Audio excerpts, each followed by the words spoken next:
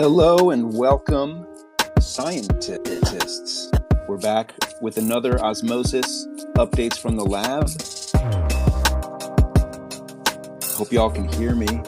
This is Kevin Berry, aka Kevin Dizzle, and today we have, I believe, Josh Lee's with us, Dojimos, and also we have some special. Hello. Hey, what's up? We also have some folks from the Osmosis Grants program. Derek, Hsue from Reverie, Federico, and Myles. So it's going to be a fun show. And I guess you're ready. Are you ready to rock, Josh? Yes, I am. Awesome. So here we are. We're at 1 week from 420. Have you recovered?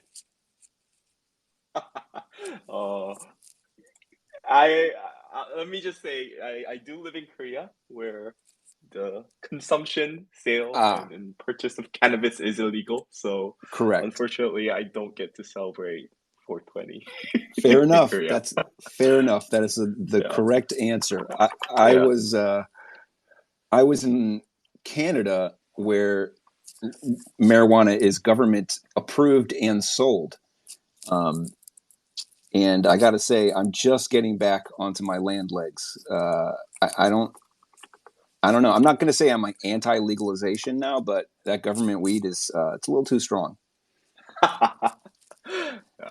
Yeah, I've someday. Oh, dude, I don't know.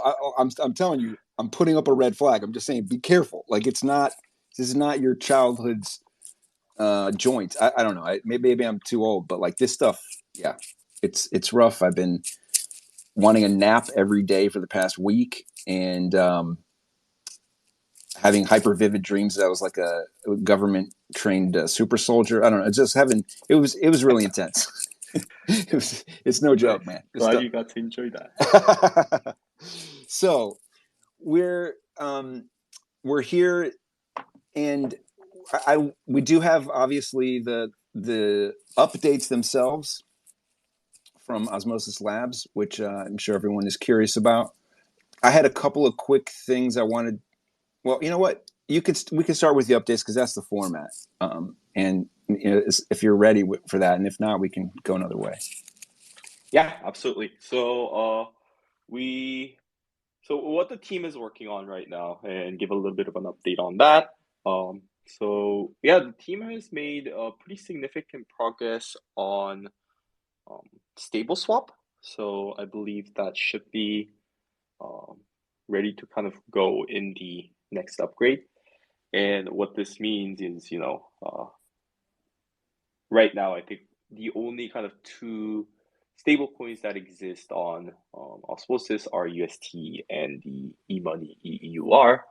But with this upcoming bridge integration, we are expecting to see more kind of Ethereum-based stable coins, which includes USDC, USDT, and DAI as well. And those have already been flowing in even prior to the canonical bridge voting through the Frontier website. But basically, the stable swap will allow a very low slippage way of converting between one USD stable coin to another. So I think that doesn't entail a ton of UX side of changes, but a lot of just kind of changing the code on the front end. Sorry, not the front end, the chain side and things like that. And right. So I have a quick question about this, because it is like a division of labor thing. So what that entails, updates to the blockchain protocol. I guess, is it right to call that the back end? Mm-hmm. Yeah, I would say like a distributed backend essentially is what blockchain is. So yeah. Gotcha. Okay. Yeah. The stable is there a date for the launch of the stable swap? I don't think so. I'm actually just kind of since I'm not on the chain dev team, I don't think I have a complete understanding of the timeline on that. Okay, that's fair. Just checking. I know people are going to ask, so just checking. Yeah. Okay. Yeah. And then, there's just been a lot of just work around better like node efficiencies and things like that. So this is very like validator focused technical information, but if you guys didn't know, the size of of a Osmosis node snapshot is somewhere around 120 gigabytes right now, and we have the team who are essentially trying to trying to get users to spin up a node and trying to make that as easy as we can. So uh, you know, coming up with a version of an Osmosis node where all non-essential information is pruned off.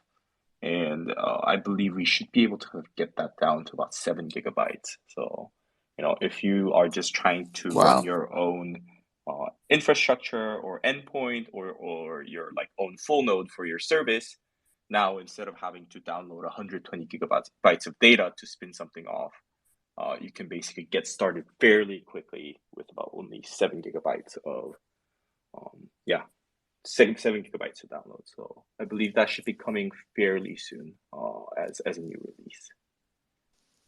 That's a heavy prune. That's exciting. And yeah, and then a lot of the things that I've been working on. So I know Sunny typically does these, and the things that Sunny typically focuses on and the things that I typically focus on are a lot different. I focus a lot more on the UX and the UI side of things, and we've spent I've spent a lot of the past week and a half, 2 weeks essentially trying to sketch out the lending protocol for Osmosis, right? So we do have the Confio team working on the smart contract that would be deployed on Osmosis, but it is still mostly on us to create a really good UX flow around that and making the lending protocol feel very integrated. And I am, fairly proud to say, maybe I'm being too confident here, but we basically targeted our lending UX around someone who has used a DEX, but who has never used a lending protocol.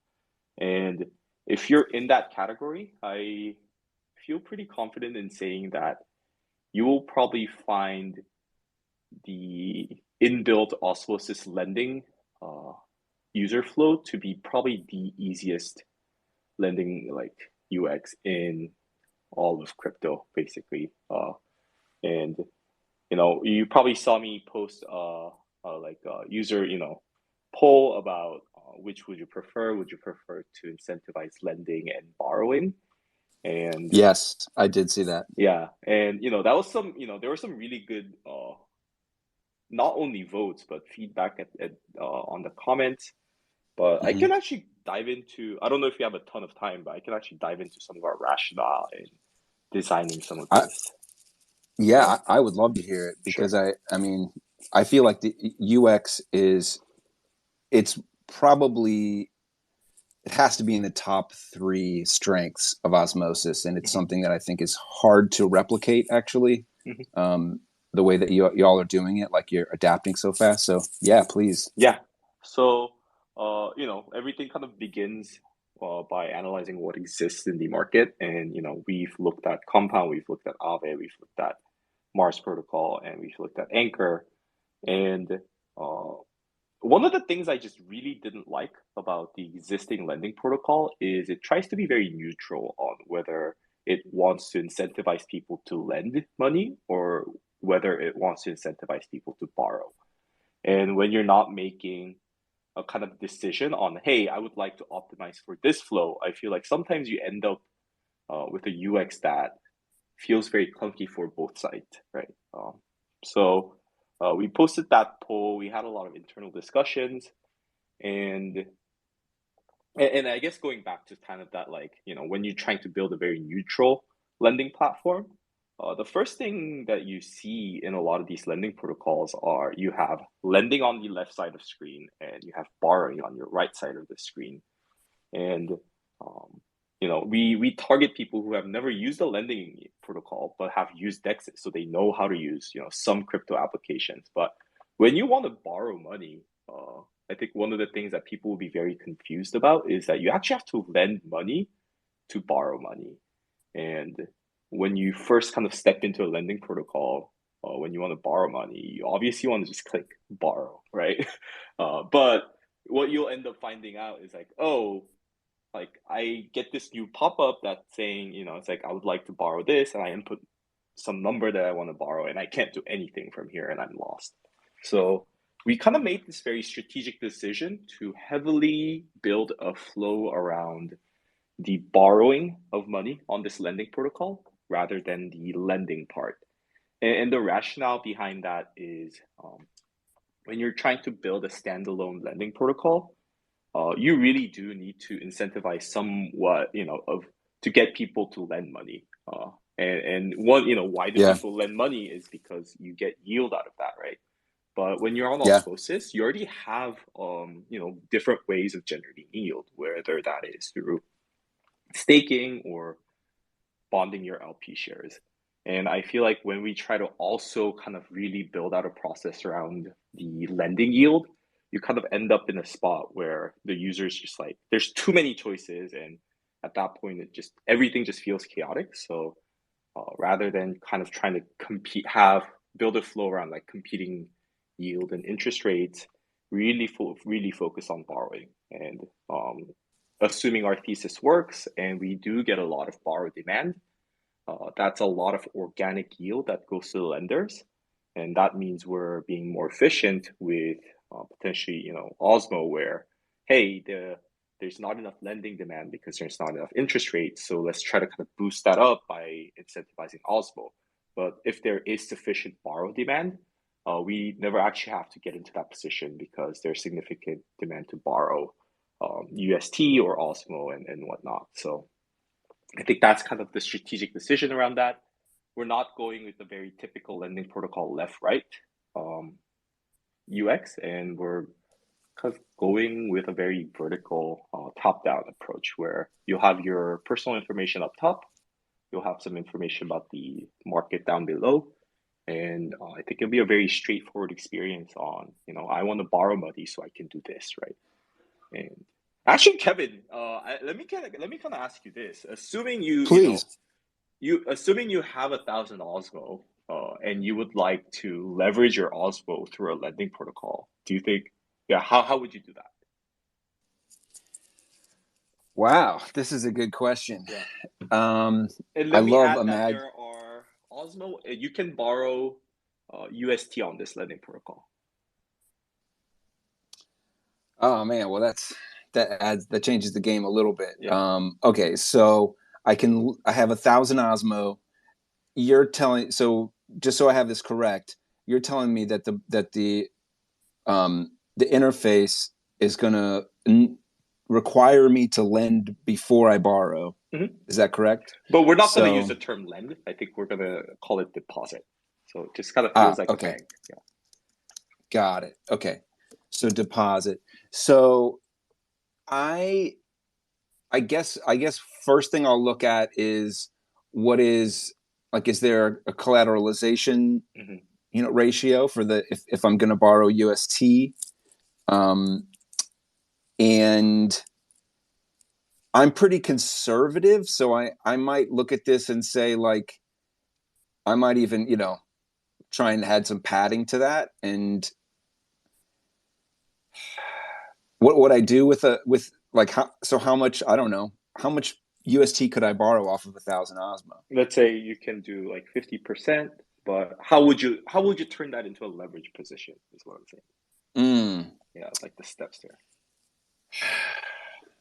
So I mean, I wasn't really expecting a full answer. Yeah, exactly, right? So you walk me through it because well, here's my one point though, is that I think I'm a good example of, I mean, I hate to compare myself to koala bears, but of being somewhat smooth brained about this because I haven't really used much leverage. I'm going to be, I mean, I've never used leverage. I've avoided, as a trader, I've avoided it because I'm like, I know myself and I know I'm going to get burned. Yeah. So I've traded for 5 years now and I've just been like, I'll do that once I have a full grasp of it. But until I do, I won't touch it. And so I'm very cautious about stuff like that. So I would love to see how the leverage is introduced. So let's say I want to borrow. The right process around that would be, you have 1,000 Osmo, you put that as your deposit, you borrow UST, and then you buy more Osmo with the borrowed UST, and then you just kind of repeat that process. But I feel like most people would like, if you just ask someone, it's like, hey, you have compound and you have money, how would you turn this into a leverage position? I feel like people would know how to use a lending protocol, but they wouldn't know how to turn that into a leverage position. And I feel like that's a very UX issue, right? All the tools exist, but the people don't know how to use it. So you're saying the leverage in this circumstance, just so I'm going to feed this back to you, is that I borrow the UST off the Osmo, then I lend the UST again, and then I borrow off of that You would basically just buy on the DEX with the borrowed UST. Right. I got you. I missed a step there. I borrow off the. I'm a good example here because I think I'm at the lowest common denominator. So like I borrow a UST off of my Osmo. Let's say I borrow.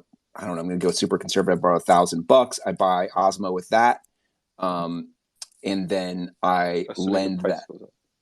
Yeah. Oh, you don't even have to lend it. And assuming the price goes up, you basically have to pay back the same amount of dollar, right? So if you bought Osmo and Osmo, let's say, doubled the price, you can sell the Osmo, use half of that money to pay back your loan, and you get to keep that other half. But I feel like a lot of this like UX problems exist where there's a lot of tooling that enables people to do things, but people just don't know how to do that. So that's kind of our goal in trying to design an interface where, and that's kind of one of our strengths, right? Like Compound can't specifically favor one DEX or another when they're trying to build out a lending protocol. Whereas when you have a lending protocol built into Osmosis, we can create a flow that goes from, hey, you use your assets in the DEX as a collateral, you can borrow money, and then you can go straight to trading on the DEX without ever leaving the same website. Whereas, if you wanted to do that on, let's say, Compound or Aave, you would, have to switch back and forth between Aave and Uniswap and things like that. So that's kind of the design process that we're trying to build off of. And yeah, really looking forward to kind of getting that rolled out for everyone. I don't think the timeline on that is, it wouldn't be like less than a month since we're still in the very early design phases of it. But yeah, just kind of wanted to share what we've been thinking about and our thought process around trying to make sure that how we approach this like lending protocol that's going live on Osmosis as well. So I love it. I mean, I think that this kind of baby steps approach is good, and the fact that I was able to grasp it with a little bit of hand holding makes sense. I do wonder, like, so how many loops can you do? Like, I don't know. There's some questions about how. Yeah, exactly. But like, you have it's a challenge. And hopefully you'll be able to address that with some of the better designs that we're able to build. And yeah, and then besides that, we are basically just pending the vote on the canonical bridge. So we have been working on some internal design sketches on bridge integrations, but obviously we can't begin the work to integrate one of these until one of that a canonical bridge has been chosen by the community. So yeah, we're just waiting on that, and we'll see how that goes. I mean, there's like less than an hour left of voting. I think last I checked, it was Axelar had the lead, but I haven't looked at it actually. So just to be clear, the lending protocol that you're talking about is Isotonic, or that's been correct. Okay. So for everyone, just so they understand, that's what we were discussing before, and then this the canonical bridge is going to have another UX component, or how are we going to interact with that? Like, how are we going to encounter it? I can definitely provide some context on that. So the canonical bridge, you actually wouldn't have our goal is for you to never have to interact with a separate UI. You basically would be able to bridge your ETH tokens on the app.osmosis.zone website. So what would essentially happen is, let's say USDC on Ethereum, USDC would basically just show up as one of the assets on your assets page on Osmosis. And right now, for all these IBC assets, you have an IBC deposit and an IBC withdraw button. And in the same way, it wouldn't be an IBC deposit, but you would have USDC or let's say ETH, and you'd have a deposit button on it. And we will basically walk you through the bridging. We will allow you to connect your MetaMask with the Osmosis website. And yeah, you wouldn't have to go to some like bridge.osmosis.zone. There would be, those websites available, and we might have to link that out before we finally built everything into the web app. But our end goal is, you wouldn't have a separate UI. You just should be able to do that right from your assets page on Osmosis. So. Awesome. Yeah, that just uses all the I guess the training, the conditioning that we've all had, that you all have built so well for going to the assets page to add tokens, chains, and this is just adding a bridged token. So it's kind of a similar vein. That's awesome. Yep. I can't think of anything super high priority to cover in terms of the updates, but those were some of the things I definitely wanted to talk about. Okay, I feel like you covered some good ground there. Also, I had a couple of things. This came up from Twitter, and I'm going to bring them up because they were UI/UX related. One of them was FMZ tweeted, "Please ask about UI revamp progress. Way overdue." Yeah, absolutely. It is. That's true. I don't think this is our project tracker is public, but basically we have almost finished on the mobile part, and we have the trade page that's left to do. So everything else from the pools page, assets page, all of those are done. We just need to finish the trade page, the homepage essentially, and you should be able to. We should be able to ship things after testing everything. We do have a URL that you can test out the new UI, but I don't think we should share that yet. So it's mostly okay, that's a good tease. I just don't want to break. Yeah, if something goes wrong, we haven't tested this yet. So we do have like a live deployment that's going on every single time we develop something and we push that. But yeah, we'll share that with the community once we feel pretty comfortable that this won't result in any potential losses just because you're trying out what the new UI looks like. So okay, that sounds safe, but it's good to know that there's something that's up for testing, and I'm sure people are chomping at the bit to check that out. So okay, so FMZ is that's a good answer for their question.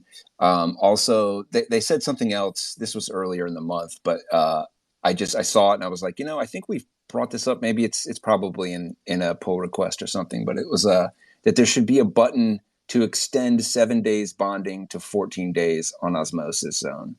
Have you? Maybe this is beyond just a UX thing, but have you guys discussed that? Yeah, so I think this is beyond a UX thing. This does require development on the chain side. And I believe the chain team has been working on this, but I don't know. I haven't heard any updates to where the front end has been working on this yet. So I do expect that would either be on this upcoming upgrade alongside Stable Swap and Token Factory and things like that, or the upgrade after that. Okay.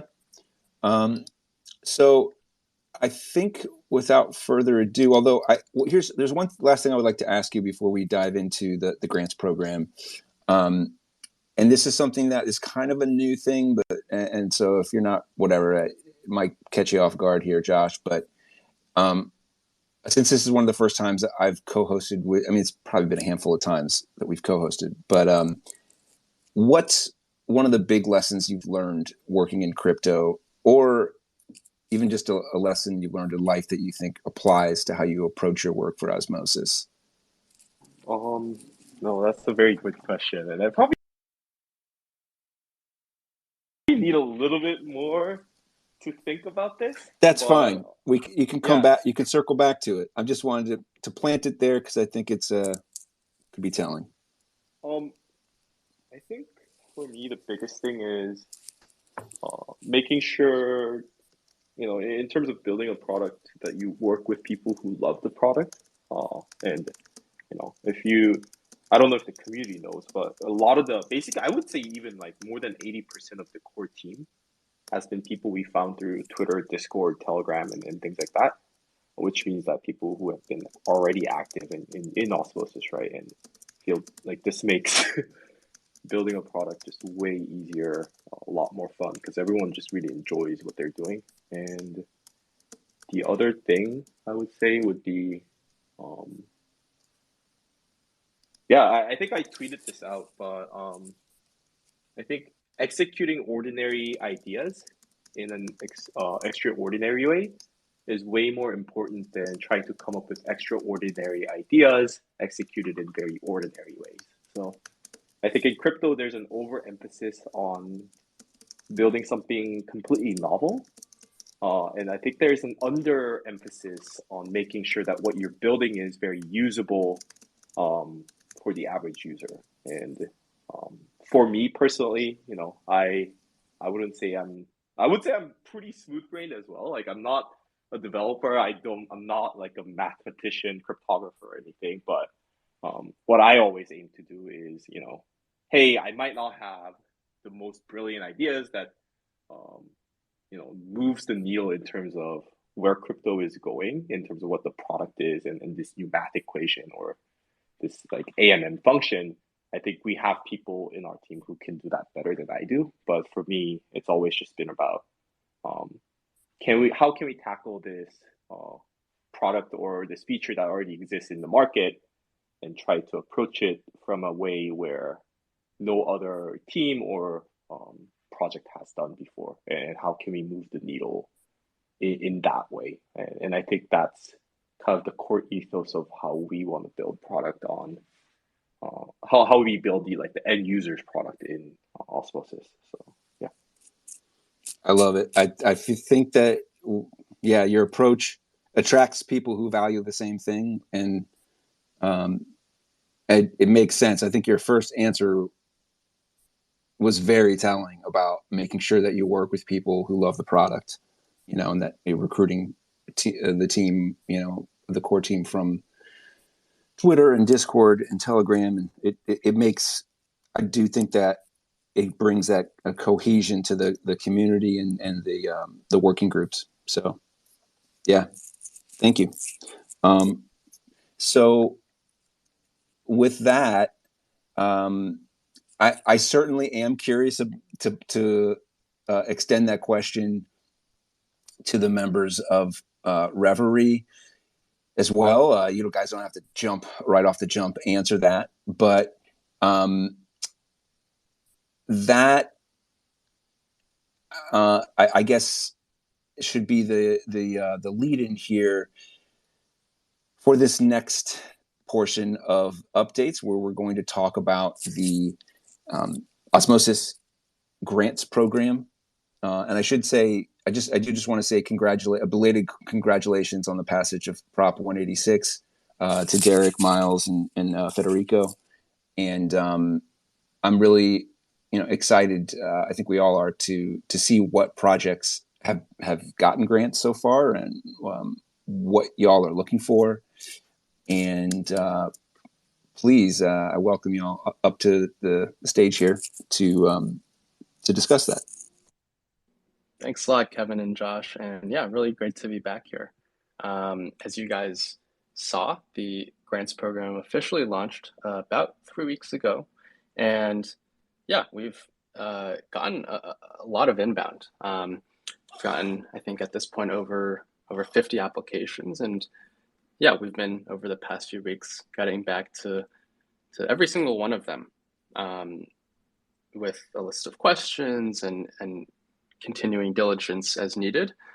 And yeah, just last week we funded our first batch and are continuing to diligence a few more, which you'll hopefully see announced over the next week or so. I think the ideal cadence for us is announcing a new group every 2 weeks.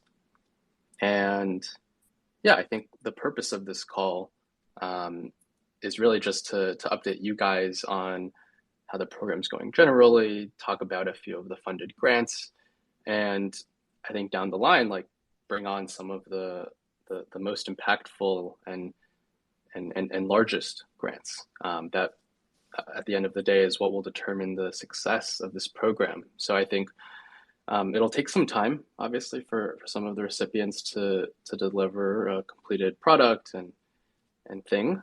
But I think, yeah, that is, we definitely want to be highlighting the participants as well, not just Reverie, obviously. So yeah, I think for today, yeah, it's really just to like obviously encourage everyone on this call to apply and take a look at the website. It's grants.osmosis.zone. We'll be continuing to put out more content, adding more RFPs and things we want to fund, adding a list of just like general focus areas we want to do, and yeah. Okay, great. I think that's a good starting point, Derek. Maybe if you can walk us through like what has the program launch entailed, I guess, so far? Yeah, I mean, I think in terms of the launch, it's been pretty simple. It means just the funds have been moved into the multisig. The legal entities are entirely set up. So the program is now at a place where it can distribute payments, which will happen soon. And yeah, the bulk of the work is really just looking through the applications and getting feedback on them and asking them questions and chatting with them. And I think, yeah, that'll continue to be a good pace of applications coming in, which is awesome. And yeah, I think really, again, over the next like month or two, it's really just continuing that part, but starting to pay people and hopefully seeing some initial grants start to deliver, which we can then, yeah, like show the community and have people use and give feedback and iterate from there. Okay. And in terms of which projects have been approved for funding, do you feel comfortable diving into some of that?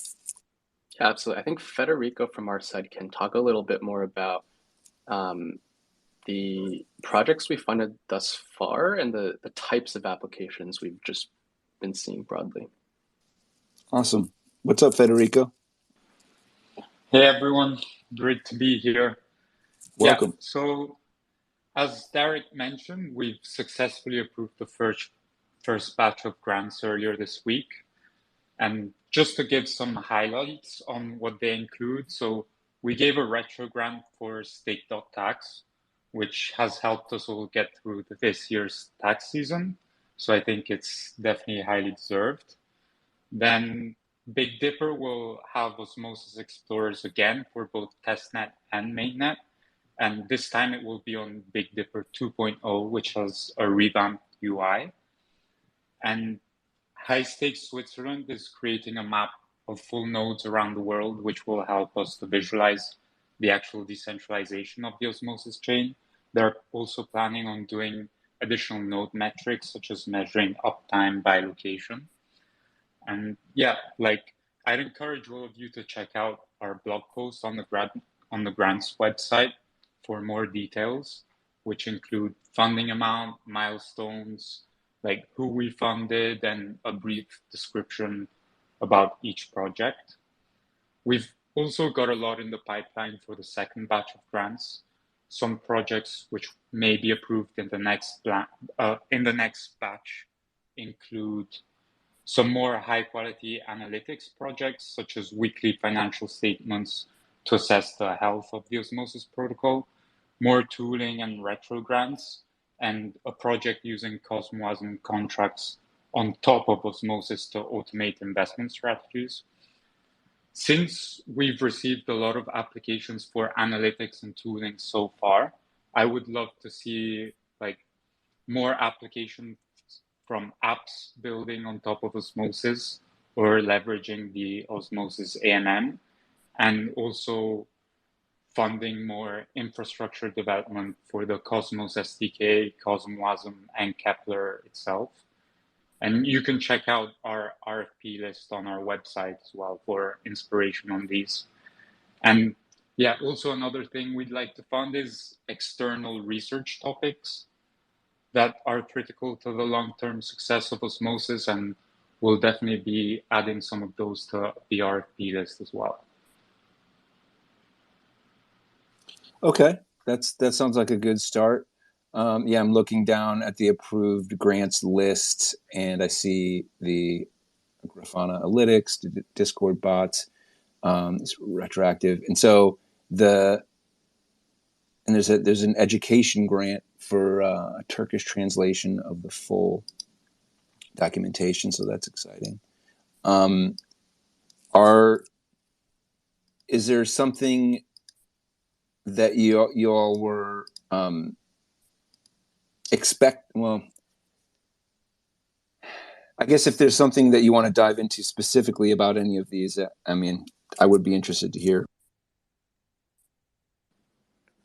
Yeah, and I'm also interested in hearing about how many applications you guys got as well. I feel like that will also provide some context on how many you guys are looking through and filtering as well. Yeah, I think in the first 2 weeks, there's been 48. So, and yeah, I think there's a few that are... Wow, that's good.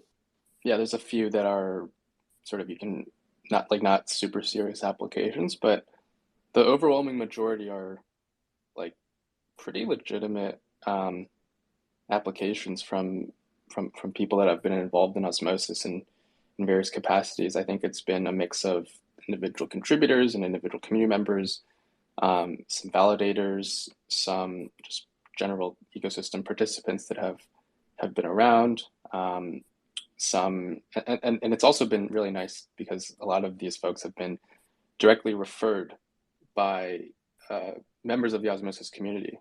So I think we really appreciate all of you guys getting the word out and sending this program to people you work with and just helping, get eyes on it, because I think top of funnel is really important here.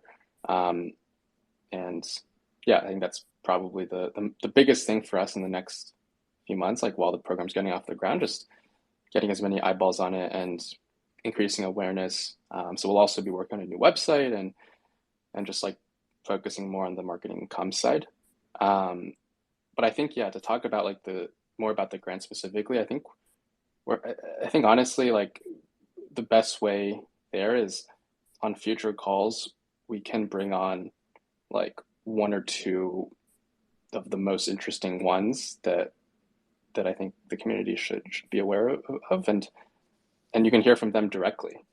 Especially once they've actually like started to deliver on the grant and the community can use it or see it and ask questions directly. So that's, I agree that having the actual grant recipients, the people doing the work, will they'll be able to tell the story best. And 48 is I think that's pretty good. And is there a target that you're looking for? I mean, I would imagine it's always like you're going for quality over quantity, but I mean, I would say, Mike's, like, our expectations are that the first few weeks there will be a lot. Obviously, I think people have been waiting a long time for this program to launch, and it's obviously great that it finally has. And after a few months, like, I think things will smooth out a little bit and there will be a regular cadence. But yeah, I would say personally, like, I expect the program to be approving between like 5 to 7 every 2 weeks. So I think it depends. Nice. And I guess my question wasn't just about the approval rate, but like incoming, grants.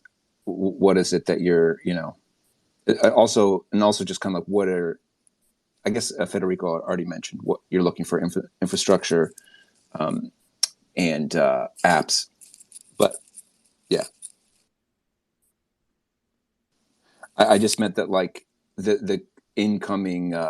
Is there a rate or that you're trying to build up the awareness? Yeah, I mean, I don't know that we have like a target rate, to be honest. I think, like, again, I'm expecting between, yeah, like 15 to 20 to 25 applicants a week. Initially, that might taper down over time, probably will. But yeah, I think it's a healthy pace right now. Like, we'll be making more of an effort again to increase top of funnel. But I think that's a pretty solid pace over the first few months. And yeah, it's not necessarily like the more the better. We don't need everyone to apply like in the first month. Right. Like I think some consistent amount over a period is probably better. Just to allow the program some room to breathe and to see how things will operate before committing like huge amounts of funding to projects. So okay. I got a note that I guess that Axelar is now officially the canonical bridge for Osmosis. So I guess I suppose the voting period ended and it's done. So that's just for us to get to work. Yeah, time to get to work. Got to cut this call short. No, so I guess I would like to I hate this term, but circle back to this a question that I asked Josh that maybe Derek, Federico, and I know Myles hasn't jumped in here yet, but I would like to hear from you too. To extend this question about what is one of the big lessons you've learned working in crypto, or a lesson that you've learned in life that applies to how you're approaching this work for Osmosis that you might want to share.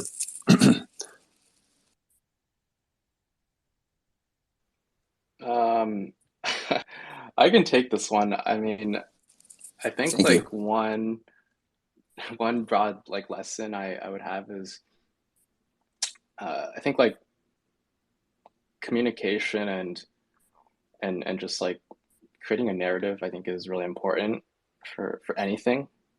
But doubly so for I mean for what we're doing, which is like a community driven like initiative that ultimately is meant for you guys, like us, Reverie, like we're helping create and steward the program, and we're gonna like try and position everyone as good as possible. But ultimately, like it's gonna be the program is meant to empower like the average users and the average contributors. So I think like it's really, and it's not always super clear. I know it's like if you're listening to this call, like it's not always super clear. It's like what should I actually do? Is there a role for me? But like when like contributing to protocols and DAOs, like you really just have to be aggressive, and no one's gonna tell you what to do. And you really have to just like be proactive and reach out. And I think like myself, Fed, and Myles, we're always happy to brainstorm ideas with you and give feedback. But yeah, and we're gonna try and give as many ideas as possible. But it's like if you have something and you want to get deeper, like you really just have to put yourself out there and risk being rejected. Like sometimes, like we can't say yes to everyone, but sometimes you just got to take a leap. So that's my I'll stop my spiel there. But no, I think your point about communication and having a clear narrative, about what your purpose is, what you're doing, what the utility or your benefit, or how it helps people, is super important. I mean, again, like it goes back to like what Josh was saying in the beginning about, it's better to have ordinary ideas executed extraordinarily than extraordinary ideas, executed ordinarily. Like, I think a lot of people in the community have things that they want to see that maybe the core team is not going to be able to, focus on. And that's one of the ways that I see the grants program as being, building out these other features. I would be curious to hear what some of those are, or things that people are, if there's like a kind of, I don't know, a list that ranks, like what are the things that people really want that would be best done by this.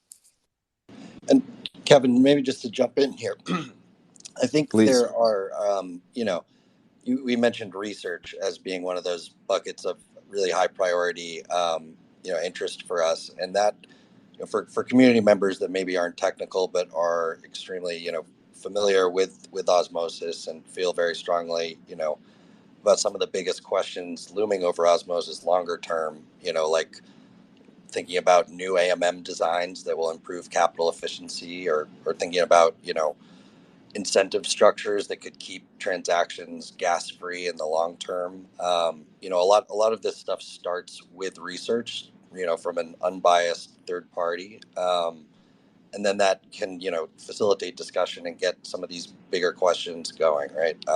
So that's kind of the point of the research piece. It's a little bit education is very important for us, but also like having somebody outside of the core team try to tackle some of these really hard unaddressed problems. That's a great point, Myles. Thank you for clarifying what and just to add to that, I think as part of the Osmosis core team, I think one of the things that have blocked different kinds of people from being able to contribute or be more active in contributing has been the kind of a lack of tooling, right? So let's say you are a front-end developer, but you have no experience in building crypto applications. And we have built Kepler, and we know how difficult it is right now to build a front-end application that is very Web3 native. And one of the things that we're trying to do is build some of these toolings to kind of help more people to contribute to the growth of the ecosystem and also have stake as part of that.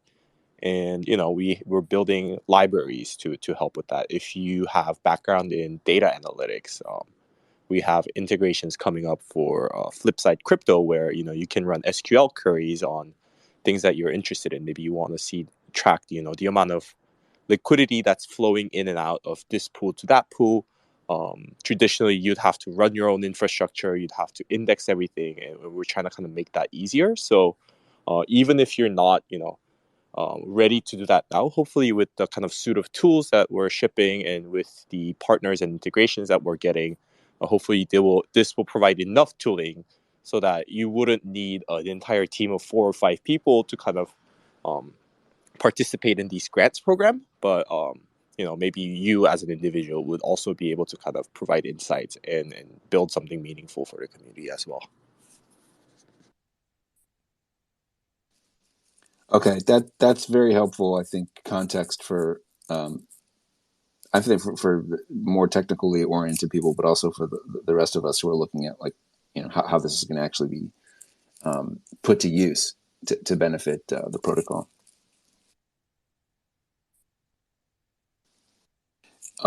And Josh, the tooling that you're talking about, that's coming from the core team. You're saying that you're building this out to make these grants more effective. Yeah, so we have this new project that's currently under the code name Telescope, but I think we're going to come up with a better name for that. But what that is essentially we're going to be able to abstract a lot of the front ends, signing interactions and things like that. So when you're building out, let's say, an alternate front end, or you want to integrate Osmosis swaps into your front end, right now you kind of have to know a lot about Cosmos and the Cosmos SDK and how to format messages. You can't just be like, I would like to swap this token, this much of this token to this token, right? There's a lot more kind of work that needs to go in there, and the aim of Project Telescope is to be able to kind of provide a very simplified library that is and looks and feels very familiar to an existing front-end developer that has built websites but has not used Cosmos and things like that. So that is coming from the core team. The Flipside crypto, you guys can already check that out. That's live, and it has integrations with like Ethereum and Terra and things like that. But you can kind of think of that as something similar to Dune Analytics or yeah, a lot of these kind of like data analytics websites where you can run queries about Osmosis, hopefully soon, and be able to gather important information on just anything about Osmosis. Active accounts that has more than one Osmo. One thing I would like to personally see someone do is, I feel like we have a lot of governance bots with, like we have a lot of people accounts. I wouldn't say people. That are essentially just voting yes on any proposal that has a balance of, I don't know, like 0.001 Osmo, probably with the expectation that there's some airdrop coming to people who vote on governance proposals. I would Oh like to no, see, it's happening. go on flip side and try to analyze, hey, how many accounts that have more than, let's say, 10 Osmo has voted for a proposal, rather than our currently unfiltered, way on the Explorer that shows every single account, no matter the Osmo balance, that has voted for a proposal. So, like, you can do a lot of these, interesting research into data that exists on the Osmosis blockchain, uh, and make that just way easier through Flipside, rather than having to kind of set up this entire infrastructure on your own. So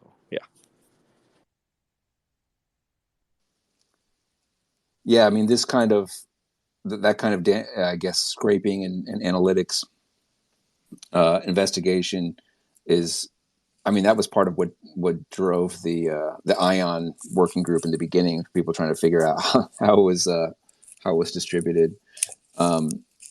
The So Josh, how do we get to this Flipside crypto? You said it's live now. it isn't live now. It's live for other blockchains and protocols, and I believe the Osmosis integration is coming soon.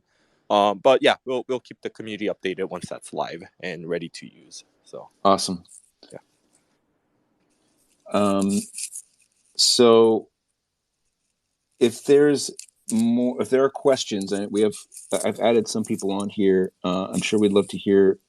I would like to hear from folks who have questions, either for Josh, for High Reverie, who are working on the Osmosis Grants program.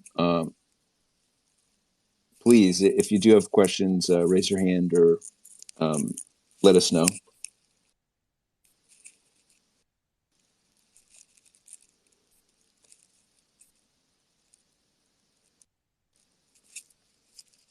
Okay, I'm not seeing anything yet. I know that Crypty Chain community requested to speak if you had a question. I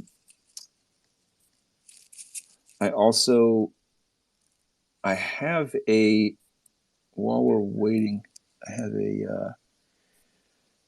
a leftover question, if I can find it.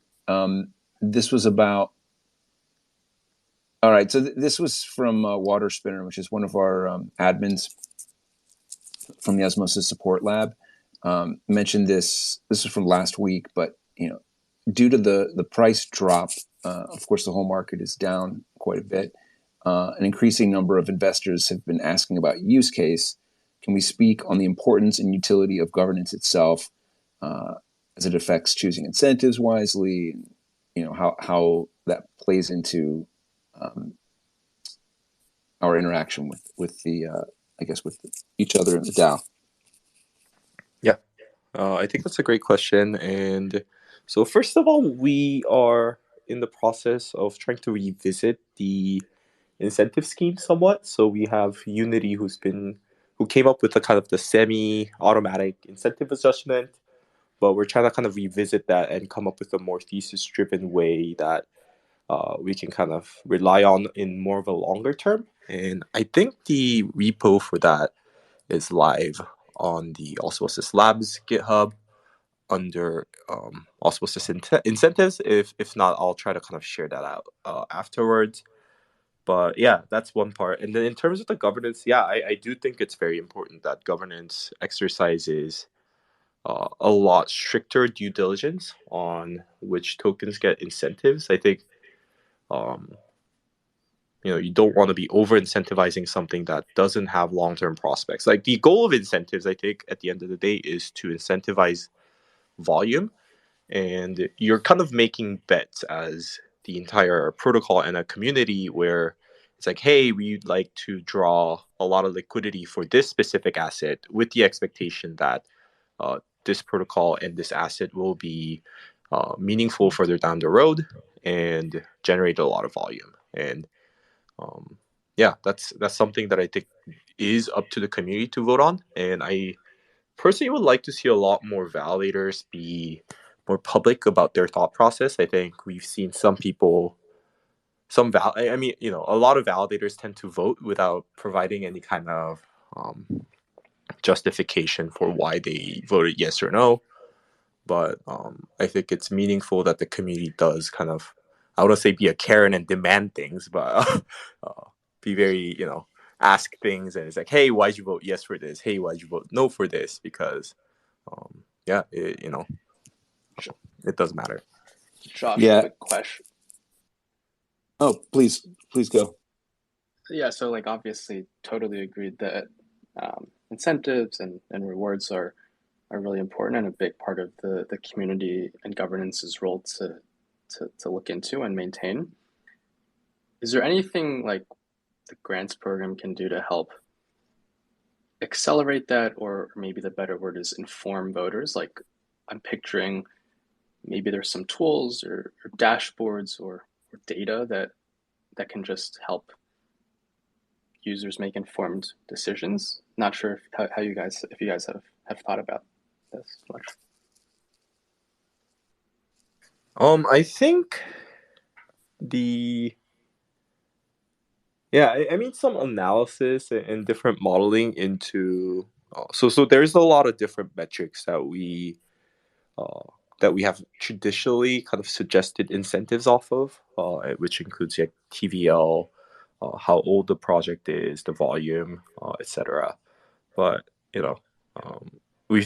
don't think we've done a thorough analysis on, hey, if you I wouldn't say this would be a forward-looking thing, even a retroactive analysis based on, hey, assuming we optimize this metric over this, this is what would have happened, or this is what has happened, and things like that. So, I don't know if right now would be the right time, or maybe it'll be better when some of the analytics tooling is more widely available. But just if there's people in the community who loves looking into numbers, crunching different types of models and things like that, we'd love to see that as part of, not just the core team, but for the community to be better informed about making decisions on incentives as well. Derek, I can say just off the bat, not from a technical perspective, but from a research community member or whatever, early investor research perspective, like there are a lot of questions about validators. How do I pick a validator? How do they vote? I know Hather Nodes has a site that shows the validator voting history in like an Excel sheet. And I've seen other protocols that have a pie chart or something that's a little bit easier to grok, or other types of graphs that show. I do think finding ways to convey and share, like what Josh was saying, like, is there another way that we can, other than just Twitter, maybe Twitter's it, learn how validators are thinking, why they're voting, and also can we get quick snapshots on how they are voting on and have voted on various proposals to understand where we want to put our stake with. Absolutely. I don't know if And to add to that, I think there's two things here. I think one thing, validators, as they are validating more than one networks, it'd be interesting to see potential, like, hey, assuming this validator is validating this new network, how have they traditionally voted? Assuming, if they validate for this network, have they always just voted yes, or has there been cases where they voted no, even though they are a validator on this new network and the asset that is going through the incentives proposal? And then I'm glad that you mentioned Hather Nodes as well, because that was one of those resources I only found out very recently existed, and there's a lot of cool analytics there. So we have the Osmosis Labs /awesome repository on GitHub that was meant to kind of collect some of these resources and websites and blog posts that just has a lot of cool resources and documentation tooling for Osmosis. I think it'd be cool if someone from the community who's very interested in collecting these information and putting it in one place so that the community doesn't have to like dig through tweets and things like that to find these resources. Finding a maintainer for that would also be really awesome. Because I think discoverability is one of the like most difficult part about crypto, where we have a lot of people building cool stuff, but there's also a lot of people that don't exist that a lot of these cool stuff exists already. So like the fact that you didn't find that Hathor Notes thing until recently, it's like,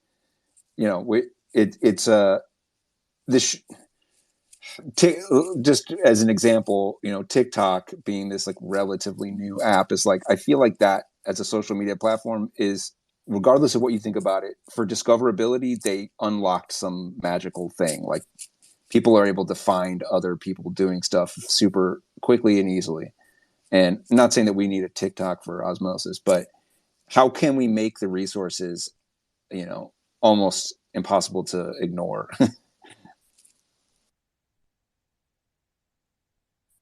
Or super easy to discover and find, I guess. It's a broad question, but anyway, I don't know if that helps you particularly, Derek, but it's something that I want to hear from the community and like I know these ideas are out there. No, this is all super helpful. And I think whether it's coming from you guys or from others, like I think all of these are ideas that we can add to the RFP list and tweet out and try to find people to work on, because I think they're out there. It's just a matter of like literally providing the right incentive and then providing a little bit of guidance. And then everyone benefits.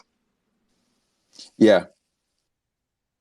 Well, we've crossed the 1 hour mark. I feel like we've covered a lot of ground. If there are questions out there, people who want to jump in, will be your I think your last chance. Is there has anything arisen? Does anyone have any thoughts about this, about stuff that could be done with grants that you think would be super helpful, that's long overdue?